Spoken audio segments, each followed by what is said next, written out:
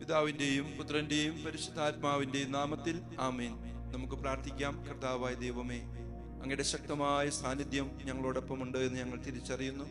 ഈ ജൂബിലി വർഷത്തിന്റെ സമാപനത്തിലേക്ക് ഞങ്ങൾ കടക്കുമ്പോൾ കർത്താവെ, അങ്ങയെ കണ്ടെത്തുവാൻ, അങ്ങയ്ക്ക് വേണ്ടി ഞങ്ങളുടെ ജീവിതത്തെ സമർപ്പിക്കാനുള്ള കൃപ ഞങ്ങൾക്ക് നൽകണം.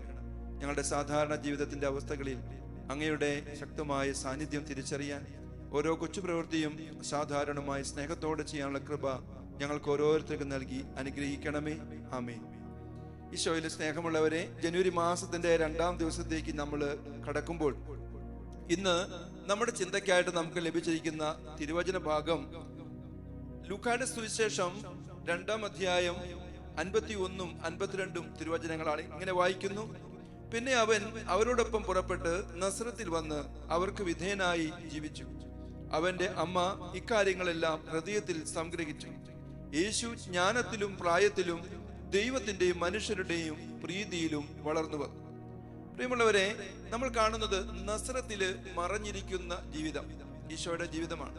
33 വർഷം കർത്താവ് ലോകത്തിൽ ജീവിച്ചു. അതിൽ 30 വർഷത്തോളം അവിടുന്ന് സാധാരണ ജീവിതമാണ് നയിച്ചത്. അവിടുത്തെ ജീവിതത്തിന്റെ ഏറ്റവും ഒരു പ്രധാനപ്പെട്ട ഒരു വർഷങ്ങള് അവിടെ അത്ഭുതങ്ങളൊന്നും നമ്മൾ കാണുന്നില്ല, വലിയ പ്രസംഗങ്ങളൊന്നും കാണുന്നില്ല, ശബ്ദമുഖരിതമല്ല.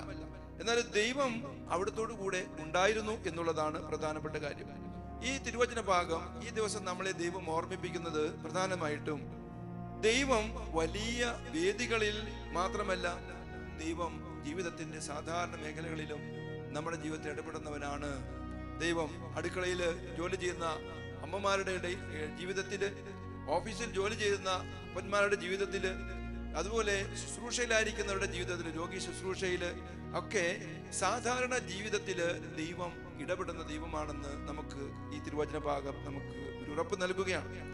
ഈശോ എങ്ങനെയാണ് മാതാപിതാക്കന്മാർക്ക് വിധേയനായി ജീവിച്ചു. ഈശോയെ ദേവാലയത്തിൽ നഷ്ടപ്പെടുന്ന ഭാഗത്തിന്റെ അവസാനമാണ് നമ്മൾ കാണുന്നത്. അവിടുന്ന് ജ്ഞാനത്തിലും പ്രായത്തിലും ദൈവത്തിന്റെയും മനുഷ്യരുടെയും പ്രീതിയിലും വളർന്നു വന്നു. നമ്മുടെ കുടുംബങ്ങളില്, പ്രിയമുള്ളവർ, നമ്മുടെ യുവജനങ്ങള്, നമ്മുടെ മക്കള് ഇന്ന് എപ്രകാരം വളരുന്നു എന്നും കൂടി തിരുവചന ഭാഗം നമ്മോട് ആത്മശോധന ചെയ്യാൻ, പരിശോധിക്കാനായിട്ട് ആവശ്യപ്പെടുകയാണ്. നമ്മുടെ മക്കളെ നമ്മൾ എങ്ങനെ വളർത്തുന്നു? ദൈവഭയത്തില്, ദൈവികമായ ജ്ഞാനത്തില് ആണോ വളർത്തുന്നത് എന്ന് നമ്മൾ ഈ ദിവസം ആത്മാർത്ഥമായിട്ട് പരിശോധിക്കാം. ഇന്ന് മക്കളെല്ലാം കൈവിട്ടു പോയ അവസ്ഥകളാണ്. പ്രത്യേകിച്ച് ഈ ശുശ്രൂഷയായിട്ട് ബന്ധപ്പെട്ട് നമ്മൾ ഈ ധ്യാന കേന്ദ്രത്തിൽ, പ്രത്യേകിച്ച് ഈ കാലഘട്ടത്തിൽ നടക്കുന്ന ശുശ്രൂഷ യുവാക്കൾക്ക് വേണ്ടി, മക്കൾക്ക് വേണ്ടിയിട്ടുള്ള ശുശ്രൂഷയാണ്. വഴിതെറ്റിപ്പോയ മക്കള്, കുടുംബം, മാതാപിതാക്കന്മാരിൽ നിന്നും വഴിതെറ്റി കുത്തഴിഞ്ഞ ജീവിതം നയിക്കുന്ന മക്കൾ, ഈശോ അവരുടെയൊക്കെ മുൻപിൽ വലിയൊരു മാതൃകയായിട്ടൊരു ഹീറോ ആയിട്ട് നിൽക്കുകയാണ്. ആ സാധാരണ ജീവിതത്തിൽ പോലും ഈശോ എന്തെന്നാണ് മാതാപിതാക്കന്മാർക്ക് വിധേയനായി, അവരെ അനുസരിച്ച്, അവരെ ശുശ്രൂഷിച്ച് അവരോടൊപ്പം ജീവിച്ചു എന്ന് തിരുവചനങ്ങൾ വായിക്കുമ്പോൾ നമുക്ക് മനസ്സിലാക്കും. പ്രിയമുള്ളവരെ, ഇന്ന് നമുക്ക് നമ്മുടെ കുടുംബങ്ങളെ, മക്കളെയൊക്കെ സമർപ്പിച്ച് പ്രാർത്ഥിക്കാം. മക്കളൊക്കെ ഇന്ന് കൈവിട്ടു പോയിക്കുന്ന അവസ്ഥകളുണ്ട്. വിദേശത്തൊക്കെ പോയ മക്കള് പലപ്പോഴും പല അടിമത്തത്തിലാണ് അവർ, തെറ്റായ കൂട്ടുകെട്ടുകൾ.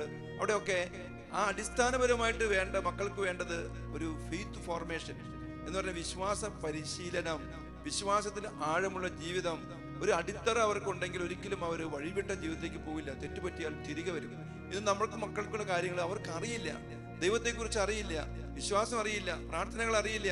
കാരണം ഞായറാഴ്ച പോലും അവർക്ക് ദേവാലയത്തിൽ പോകാനായിട്ടുള്ള അവസരങ്ങൾ ഇല്ലാത്ത വട്ടം പഠനത്തിലൊക്കെയാണ് നമ്മുടെ മക്കള്. അതുകൊണ്ട് പ്രിയമുള്ളവരെ, ദൈവത്തെ കൊടുക്കാനായിട്ട് നമുക്ക് പ്രത്യേകം ഈ ദിവസം പരിശ്രമിക്കാം. നമ്മുടെ മക്കള് കർത്താവിനോടൊപ്പം അവിടുത്തെ അൾത്താരയിൽ, അവിടുത്തെ ബലിപീഠത്തോട് ചേർന്ന് വളരട്ടെ. ഈശോ അവരെ തൊടട്ടെ, ഈശോയുടെ സ്നേഹത്തിൽ അവർ വളരട്ടെ. വഴിതെറ്റിപ്പോകാതെ നാളെയുടെ പ്രതീക്ഷയായി, സ്വപ്നത്തിന് സാക്ഷാത്കാരമായിട്ട് അവരുടെ ജീവിതങ്ങൾ മാറട്ടെ.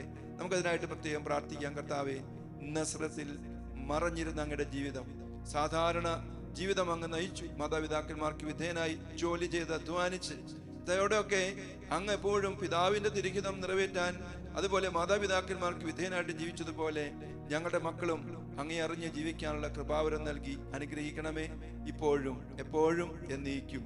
ആമേൻ.